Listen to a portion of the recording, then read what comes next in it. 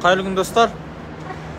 Бүгін қазір мен мынау Шерхан Мұртаза атындағы Халықаралық Тараз инновациялық институтының ғимаратына келдім. Осы жерде мемлекет басшысы Қасым-Жомарт Кемелұлы жастармен кездесіп, осы жаққа студенттер үйін көрсеткен болатын. Студенттер үйін лайф жағдайымен көрсек болады.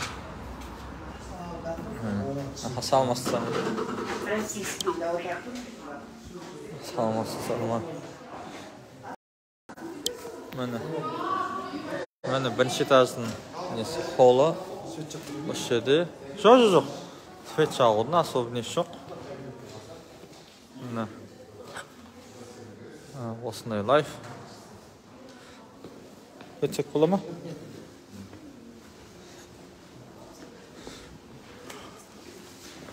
Енді комнаталарын көрейік. Бұл жақта сұрақтың бәрі болған комнатада, бөлмелердің бәрі бақырын жасалған, бәрі не деген. Міне өздеріңіз өз көздеріңізбен лайфпен қазір уақыттан да көруге мүмкіндіктеріңіз бар. Жерде аға салмақсыздар ма? Президентке қай комната көрсетілді? Любой ма? Любой.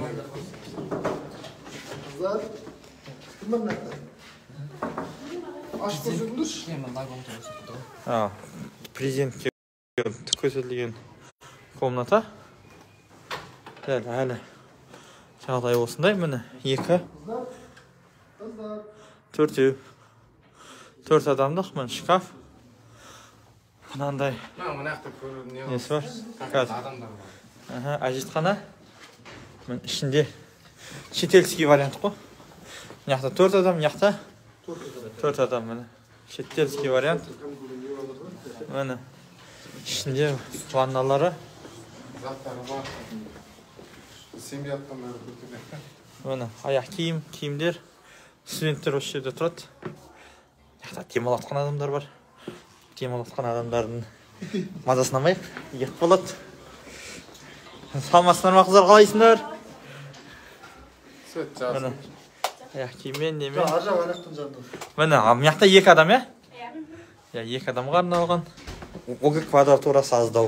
Мыняқта квадратуралар үлкендеу. Балконы бар. 4 адамда балконы бар.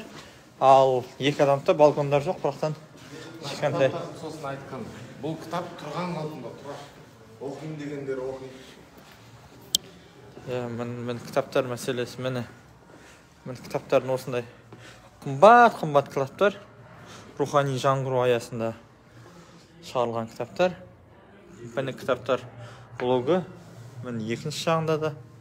Үшінші этажда да осы. Көріп, қайта студент болғым келіп кетеді осы жаққа келіп. Біз бар кезде бұндай да жоқ етін дегім келеді. Осы достар, келіп пікір білдірем, ой айтам, қосылам деушілер болса жазыңыздар. Ойды айтайық, көрейік, білейік. Рахмет.